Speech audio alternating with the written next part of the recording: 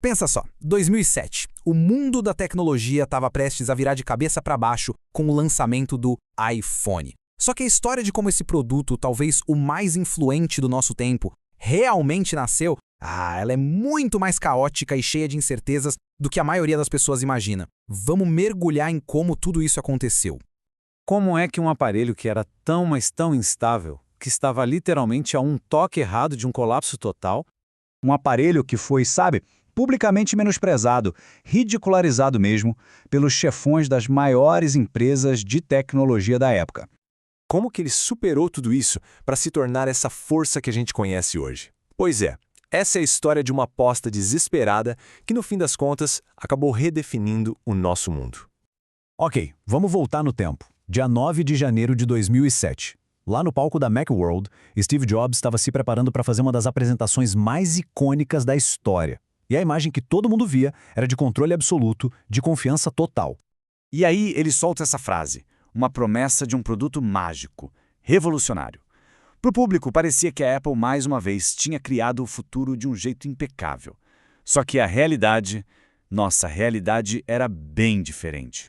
Porque nos bastidores, a equipe de engenharia estava em pânico, pânico total. O que ninguém ali na plateia sabia era que aquele iPhone nas mãos do Jobs era um protótipo tão instável, mas tão instável, que ele mal funcionava. A verdade nua e crua é que o aparelho estava muito longe de estar pronto. O software era lotado de bugs, o sistema inteiro podia travar a qualquer momento, as músicas paravam de tocar na metade, os vídeos congelavam na tela, era basicamente um desastre esperando para acontecer. Para evitar um vexame histórico, os engenheiros criaram uma espécie de plano de emergência. Eles chamaram de Caminho Dourado. Era, na prática, uma ordem exata de ações que o Jobs tinha que seguir no palco, sem desviar 1 milímetro. Qualquer passo fora daquela sequência e tudo podia travar na frente do mundo inteiro. E essa era a coreografia. Ele tinha que, primeiro, tocar um pedaço de música, depois, um trecho de vídeo. Aí mostrava uma foto, fazia uma ligação, tudo nessa ordem exata. A memória do protótipo era tão pouca que fazer mais de uma coisa ao mesmo tempo já podia forçar o aparelho a reiniciar. A apresentação foi, na verdade, uma grande encenação.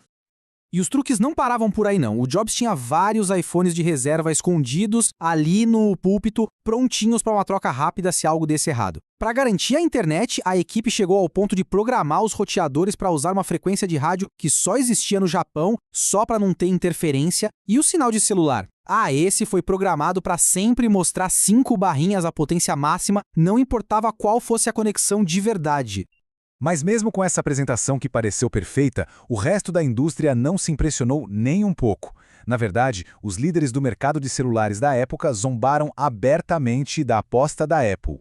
O CEO da Microsoft na época, o Steve Ballmer, chegou a dar risada. Ele falou que, por ser um item caro, de $500, o iPhone nunca passaria de um produto de nicho. Ele achava que o software da Microsoft ia continuar dominando tudo. A crítica especializada também pegou pesado. O TechCrunch, um site super influente, previu que o teclado virtual, que era uma das maiores inovações, seria um desastre completo. Disseram que as pessoas iam se arrepender na hora de trocar seus BlackBerrys. E a própria BlackBerry, que era a rainha dos smartphones, subestimou a ameaça de um jeito impressionante. Para eles, o iPhone era só mais um no mercado que já estava lotado. Eles tinham certeza que o teclado físico e a segurança que eles ofereciam eram vantagens impossíveis de superar. Bem, a história tratou de responder essas previsões de uma forma brutal. Pouquíssimos anos depois, lá por 2016, o iPhone já tinha quase 12% do mercado mundial. E o Windows Phone do Ballmer tinha menos de 0,5%. Então, a pergunta é, como essa virada aconteceu? Como um produto que nasceu cheio de falhas e foi alvo de tanto ceticismo conseguiu começar essa escalada histórica? A resposta está numa mudança total de perspectiva. De um lado, você tinha o jeito antigo, o BlackBerry, com teclado físico, navegador de internet limitado e totalmente focado no mundo corporativo. Do outro, a revolução. O iPhone com uma tela multitouch, gestos super intuitivos como o de pinça para dar zoom e, o mais importante, um navegador que mostrava a internet de verdade, como no computador. A Apple apostou no consumidor final, não na empresa. E o público respondeu de um jeito avassalador. As vendas simplesmente explodiram. Saltaram de pouco mais de 1 milhão de aparelhos em 2007 para mais de 70 milhões em 2011. A adoção foi meteórica. Mas o verdadeiro golpe de mestre, a arma secreta, veio em 2008. Foi quando a Apple lançou a App Store.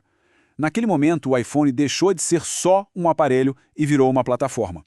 Isso abriu as portas para um universo de aplicativos que tornou o dispositivo infinitamente mais útil e criou um ecossistema que os concorrentes levaram anos e muito sofrimento para tentar copiar. E claro, o sucesso estrondoso do iPhone e da Apple Store teve consequências devastadoras para os antigos líderes do mercado. A BlackBerry, coitada, foi uma das que mais sentiu o golpe. Em vez de inovar de verdade, a BlackBerry reagiu com puro desespero. Eles lançaram o BlackBerry Storm, uma tentativa apressada de competir com uma tela de toque que foi um fracasso total, cheia de problemas. Eles simplesmente não entenderam o desejo do consumidor por aplicativos, por mídia, e quando finalmente perceberam o tamanho do erro, bem, aí já era tarde demais. O impacto final dessa revolução toda é até difícil de medir, mas os números da própria Apple dão uma boa ideia da escala disso tudo. Para a gente ter uma noção, vamos olhar os números. Em 2007, quando o iPhone foi lançado, a Apple já era uma empresa gigante, avaliada em mais ou menos 105 bilhões de dólares. 15 anos depois, esse valor explodiu. A Apple chegou a valer 2,2 trilhões de dólares. Ela multiplicou seu valor mais de 20 vezes. É um testamento impressionante do poder que uma única ideia, por mais arriscada que parecesse, pode ter.